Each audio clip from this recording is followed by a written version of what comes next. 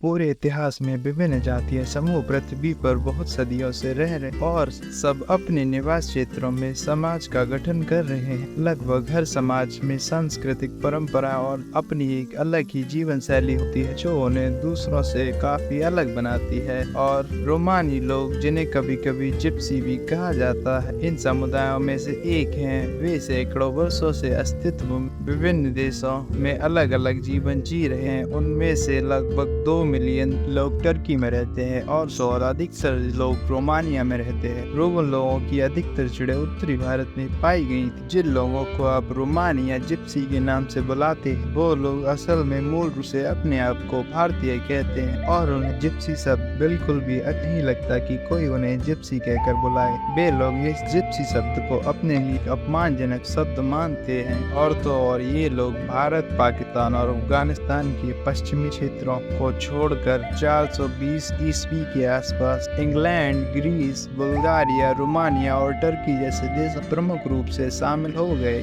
और तो और आज उनकी पॉपुलेशन करीबन 10 मिलियन है। इस बारे में बहुत ही अलग अलग विचार हैं कि रोमानी भारत में अपनी मातृभूमि छोड़कर पूर्व की ओर क्यों चले आए। कुछ लोग कहते हैं कि इन लोगों को पश्चिमी शासकों ने 4वीं शताब्दी में गुलाम बनाकर पकड़ लिया था और पश्चिम ले आए थे। और कई लोग इस बात पर जोर देते हैं रोमानी को युद्ध में इस्तेमाल करने के लिए भाड़े के सैनिकों के रूप में खरीदा गया था और फिर वे इंग्लैंड, ग्रीस और रोमानिया और बुल्गारिया जैसे देशों में रहने लगे। रोमानी लोगों के बारे में दिलचस्प बात यह है जहाँ भी जाते हैं वे उस क्षेत्र को एक समान जीवन शैली और संस्कृति बनाए रखते हैं। उदाहरण के लिए, चाहे वे कहीं भी जाएं, उन्हें भाग्य बताने का अभ्यास करना है और भविष्यवाणी करना पसंद है। और पुरुष आमतौर पर संगीत से संबंधित म्यूजिकल इंस्ट्रूमेंट बनाने और पशुपालन और खेती करने में सक्षम होते हैं। पुरुष और महिला दोनों का संगीत और नृत्य से गहरा संबंध रहा है। दूसरे शब्दों में कहा जाए तो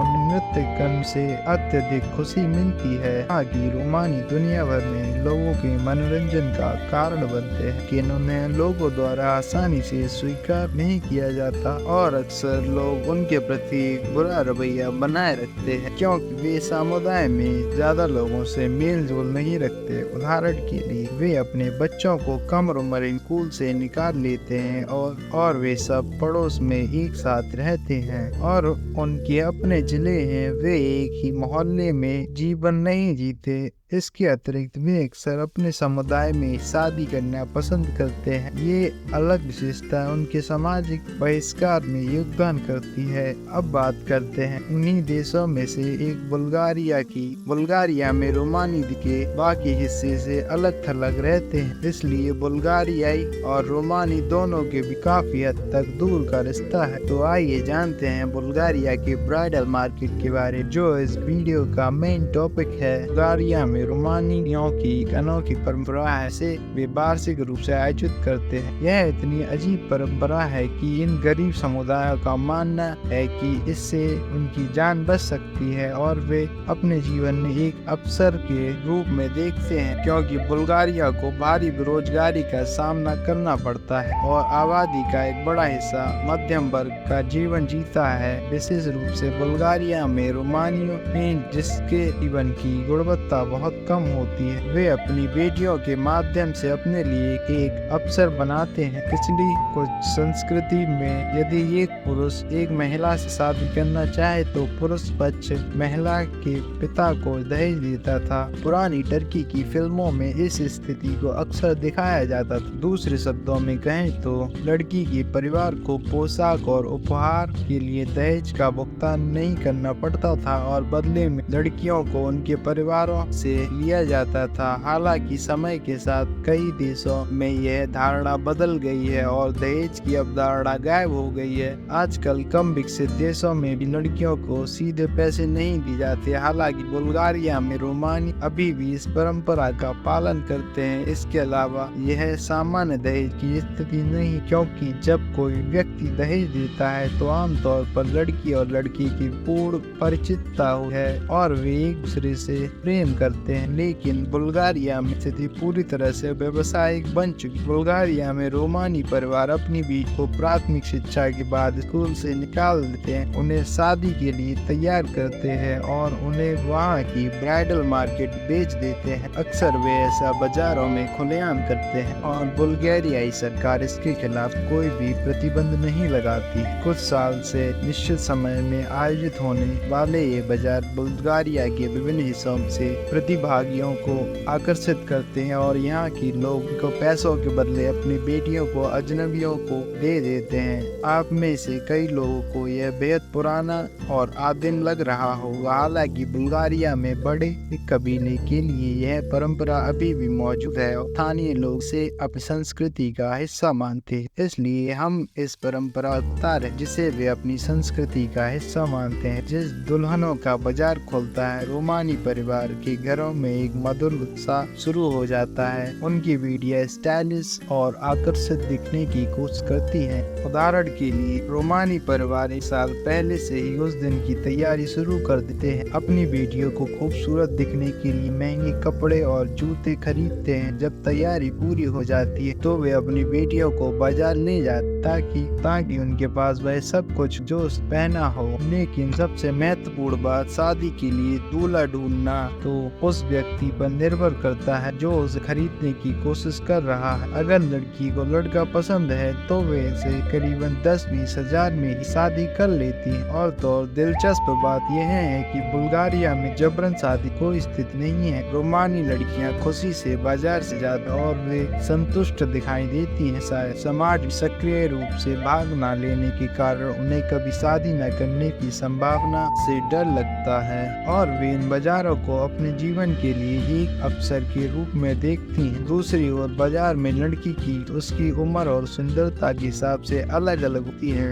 इसी तरह ये कीमतें लड़की के पिता द्वारा निर्धारित की जाती हैं और बिक्री उसकी इच्छा के अनुसार होती है। उदाहरण के लिए 18 साल की लड़की 25 साल की लड़की से ज्यादा होती है। अगर उनकी बेटियों के लिए ज्यादा कीमत वाले प्रस्ताव आते तो परिवार इस पर गर्व करते हैं और हर मौके पर इसका इजहार करते। या अगर उनकी शादी पहले इस तरह हुई हो तो उस समय इतने सारे लोगों के लायक होने का दावा करते हैं। इस प्रकार बुल्गारिया में रोमानी न केवल पैसों के साथ मूल्यवान से असहज महसूस नहीं करते बल्कि वे इसमें खुशी भी पाते हैं। इस मामले में रोमानी परिवार अपनी बेटियों को देने के लिए एक साथ बाजार जाते, भले ही पिता बेटी को शादी के लिए मना ले, लेकिन अगर माँ को दूल्हा पसंद नहीं और दूल्हा बेटी को पसंद नहीं तो वे अपनी बेटियों को देना नहीं चाहें। एक वेबसाइट के अनुसार दूल्हे पक्ष को एक दुल्हन के लिए औसत 20,000 से 50,000 रुपए तक खर्च करने पड़ते हैं। बुल्गारिया में रहने वाले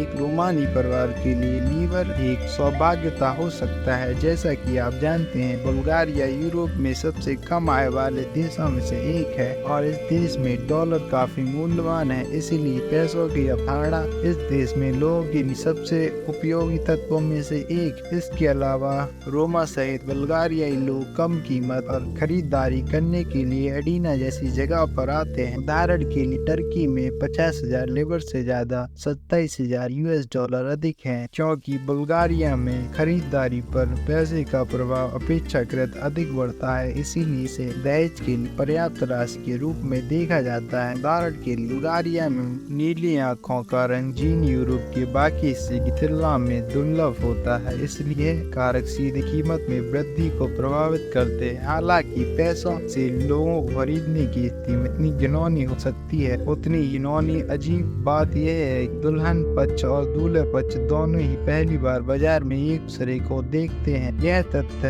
है कि दो लोग जो कभी एक दूसरे से मिले ना हो या कभी देखा ना हो, शादी के बाद एक दूसरे को जानना शुरू कर। इन सबसे अजीब उदाहरण के लिए बुल्गारिया में रोमानी परिवार नहीं चाहते कि उनकी बेटी सामाजिक से दोस्त बनाए। वे कहती है छेड़खानी और रोमांटिक जैसे रिश्ते जैसी पारंपरिक संस्कृति को नुकसान पहुंचाती हैं, जोखिम उठाती। इसलिए उनके अनुसार छेड़खानी से जुड़ी स्थितियां रोमानी कबीले में गपशप का कारण नहीं बनती और बाद में परिवारों को नकारात्मक कलंकन का सामना करना पड़ता है। वास्तव में इस तरह की गपशप संसद की गार्ड स्कूल के दौरान किसी परिचित से बचने की लगभग कोई भी रोमानी लड़की प्राथमिक से आगे नहीं देख सकती। रोमानी बच्चे 13-14 साल की उम्र में इन बाजारों में ले जाकर शादी कर देते हैं। इस अर्थ यह कहना बिल्कुल संभव है कि रोमानी बहुत कम उम्र शादी कर देते हैं, इसलिए उन्हें वहाँ के सामाजिक जीवन में ज्यादा नहीं देखा जाता। उनके लिए दुल्हनों के बाजार में अपनी बेटियों की शादी कर अधिक अर्थ रखता है।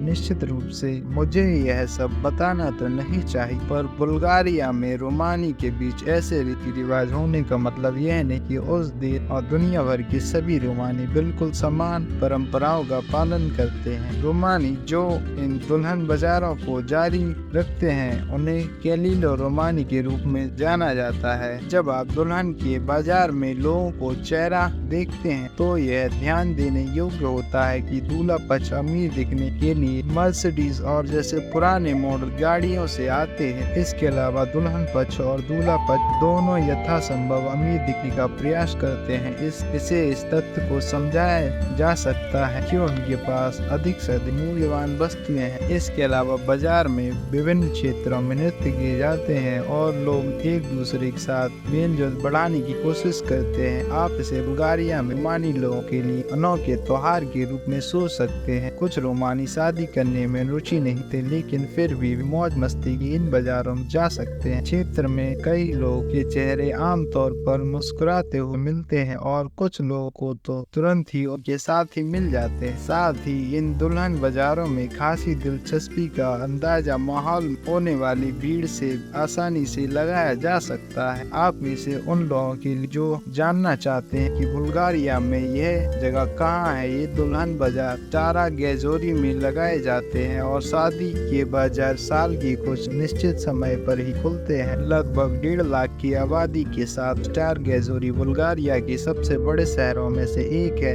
ऐसा माना जाता है कि इस आबादी लगभग 20,000 लोग रोमानी हैं, इसलिए रोमानी इस शहर में काफी सक्रिय हैं और शहरी क्षेत्रों में अपनी संस्कृति को बनाए रख सकते हैं। उदाहरण के लिए यहाँ दुल्हन बाजार एकमात्र दुल्हन है यूरोप में बाजार, और क्योंकि बुल्गारिया एक यूरोपीय देश है इसलिए इसमें अन्य यूरोपीय देशों से महत्वपूर्ण प्रभाव डालने की क्षमता है। इस कारण से हर साल यूरोप भर से बड़ी संख्या में लोग दुल्हन बाजार को देखने और शहर की अर्थव्यवस्था में योगदान देने के लिए स्टारा आगोरा आते हैं। बेशक यह दोनों पक्षों के लिए सिर्फ एक चीज, दुल्हन का पक्ष दूल्हे के लिए दूल्हे को जितना संभव हो सके उतना अमीर होना चाहिए, दुल्हन को जितना संभव हो सके उतनी जवान और सुंदर होना चाहिए। दो लोग जो कभी एक दूसरे से नहीं मिले उनके द्वारा विवाह के लिए चुने गए मानदंड सिर्फ बाहरी सुंदरता और धन है। दरअसल ऐसी शादी के लिए इसे पारस्परिक रूप से लाभकारी विवाह भी कहा जा सकता है, लेकिन रोमानी में एक विशेषता है कि भले ही वे अलग अलग जनजाति से हों, वे एक दूसरे को बहुत जल्दी जान सकते हैं और साथ रह सकते हैं। उदाहरण के लिए शादी के बाजारों में समझौता होने के बाद लड़की के घर पर एक उत्सव मनाया जाता है और दूल्हा भी उस उत्सव में शामिल होता है। रोमानी की पसंदीदा चीजें नृत्य और संगीत के साथ उत्सव मनाया जाता है और इस तरह परंपरा पूरी होती है। अगले चरण में वे शादी करेंगे और एक घर बसाएंगे। इस तरह भले ही रोमानी उन देशों में बहुत लोकप्रिय न हो जहाँ वे आमतौर पर उन्हें ऐसे लोगों के रूप में देखा जाता हो जो बिना शिक्षा के काम नहीं करते हैं, वे इन परंपराओं को आत्मसम्मान किए और बनाए रखना अपेक्षित करना जारी रखते हैं। वे दैनिक जीवन पसंद करते हैं और अपने आप में ही खुश रहते हैं। और आप दुनिया में लगभग कहीं भी रोमानी इलाकों को ढूंढ कर देख सकते हैं। इस वीडियो में हमने बुल्गारिया और रोमानी द्वारा हर साल आयोजित किए जाने वाले विवाह बाजारों के बारे में जानकारी देने का प्रयास किया है। आशा करते हैं आपको वीडियो पसंद आया है और वीडियो को लाइक और चैनल को सब्सक्राइब करना नहीं भूलिएगा। मिलते हैं किसी और वीडियो में।